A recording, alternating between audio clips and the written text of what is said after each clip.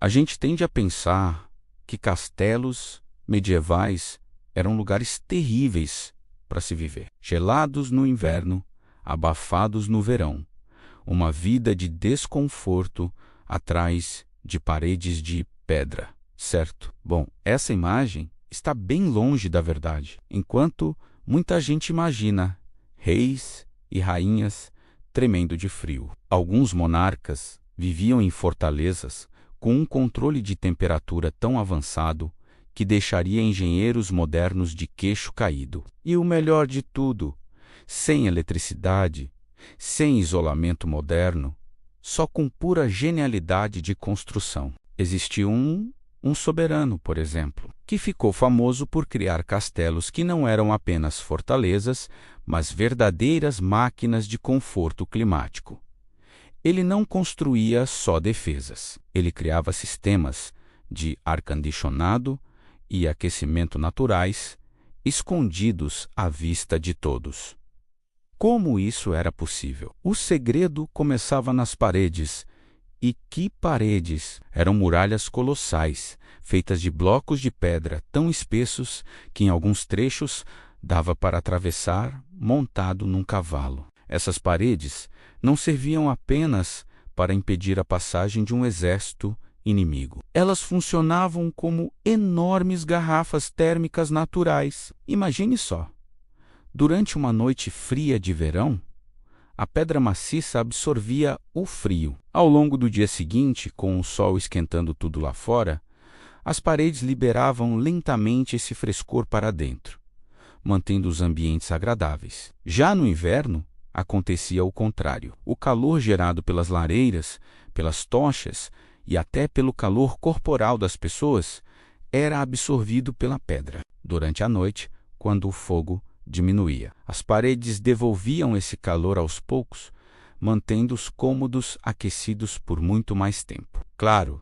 que manter essas estruturas não era nada fácil. Exércitos de pedreiros viviam subindo e descendo andaimes, consertando a argamassa, trocando blocos desgastados e lutando contra infiltrações. Mas o resultado valia cada esforço. O conforto térmico era tão eficiente que superava muitas construções de hoje. E não era só isso. Essas paredes grossas também eram um isolante acústico fantástico. Os grandes salões podiam estar cheios de música, risadas e conversas de um banquete barulhento. Mas do lado de fora, o silêncio era quase total. Era privacidade e paz garantidas pela própria arquitetura. Mas o controle de temperatura não parava nas paredes. Os construtores medievais eram mestres em usar elementos que a gente só pensa como defensivos. Peguemos o fosso. Por exemplo, aquele canal de água ao redor do castelo não servia só para afogar invasores desavisados. No verão, a água do fosso evaporava sob o sol, e esse processo físico, chamado resfriamento evaporativo, roubava calor do ar. Na prática, o fosso funcionava como um sistema de ar-condicionado natural, refrescando a brisa que chegava às muralhas. E as janelas, aquelas frestas estreitas que vemos em todos os filmes, perfeitas para um arqueiro disparar uma flecha, elas também eram parte do sistema de ventilação. Eram posicionadas de forma estratégica para capturar as correntes de vento predominantes da região. Cada abertura era pensada para criar uma ventilação cruzada que varria o ar quente para fora e trazia uma brisa fresca para dentro, renovando o ar de salões inteiros. No inverno, a estratégia mudava. As janelas eram posicionadas em faces do castelo que recebiam mais luz solar, funcionando como coletores de calor passivos. Alguns castelos mais sofisticados tinham até persianas internas de madeira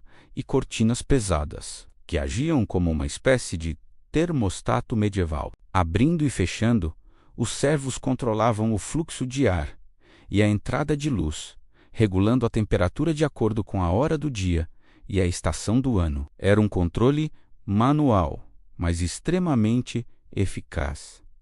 Agora, vamos falar de aquecimento. As lareiras medievais eram verdadeiros monstros. Algumas eram tão grandes que dava para assar um boi inteiro dentro delas. Mas sua função ia muito além de cozinhar ou criar um ponto de encontro quentinho. O calor intenso que elas geravam não ficava só no cômodo. Ele era conduzido através da pedra das paredes e do chão para os ambientes vizinhos e até para os quartos no andar de cima. Em castelos ainda mais avançados, existiam versões primitivas de aquecimento de piso. Uma tecnologia inspirada nos antigos romanos. Dutos eram construídos sob o pavimento de pedra, e o ar quente da lareira principal era canalizado por eles, aquecendo o chão de maneira uniforme. Claro, o consumo de lenha era colossal. Alimentar essas fornalhas exigia um batalhão de serviçais,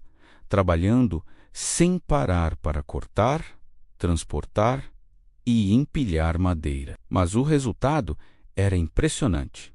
Ambientes enormes, com pé direito altíssimo, que permaneciam confortáveis mesmo nos invernos mais rigorosos da Europa.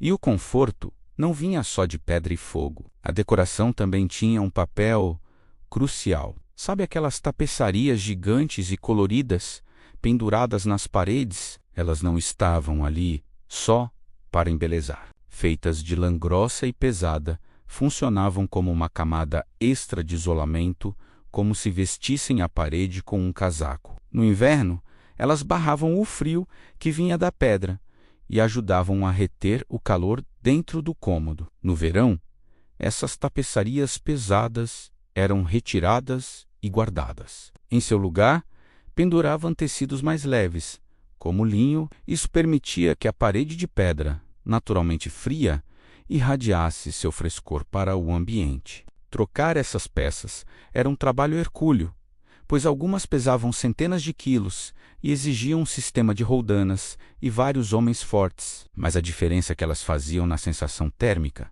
era brutal, tanto no calor quanto no frio. Se a gente olhar para cima, dentro de um castelo, mais segredos aparecem. Os tetos altíssimos não eram só para impressionar os visitantes. Eles cumpriam um papel essencial no controle do clima. A física básica nos diz que o ar quente sobe. Nesses salões gigantes, o ar quente se acumulava lá no alto, longe das pessoas, mantendo a área de convivência mais embaixo, fresca e agradável. As torres do castelo também não eram só postos de vigia. Elas funcionavam como gigantescas chaminés naturais. O ar quente que subia dos salões escapava pelas aberturas no topo das torres. Essa saída de ar criava uma pressão negativa que puxava ar fresco para dentro pelas janelas e portas dos andares inferiores. Era um ciclo de ventilação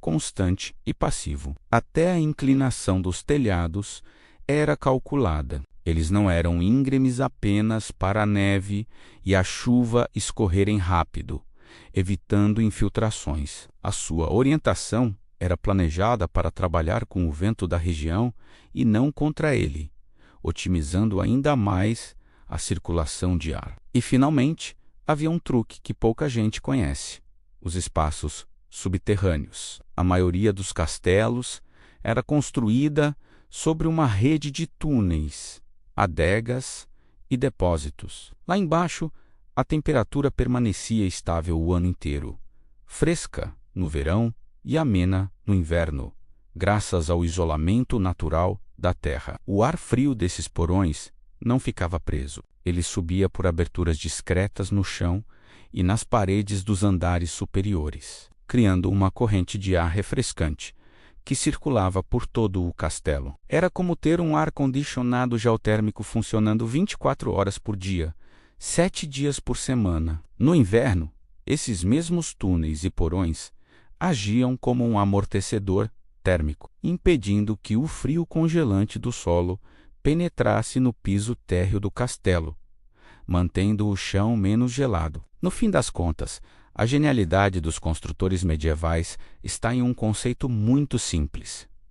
Tudo tinha, no mínimo, uma dupla função. Uma muralha era para defesa e para conforto térmico. Uma janela era para atirar flechas e para ventilar. Um fosso era para barrar inimigos e para refrescar o ar. Defesa e conforto andavam de mãos dadas, integrados em um único design inteligente. Com pedra, vento, água e fogo, eles criaram sistemas climáticos complexos e eficientes que, em muitos aspectos, eram mais sustentáveis e inteligentes do que muitas casas modernas, que dependem totalmente de eletricidade. Então, da próxima vez que você vir um castelo num filme ou numa foto, não pense nele como uma prisão fria e úmida. Pense nele como uma máquina de conforto, uma obra-prima da engenharia que dominava a arte de controlar o clima usando apenas a inteligência e uma profunda observação da natureza. A verdade é que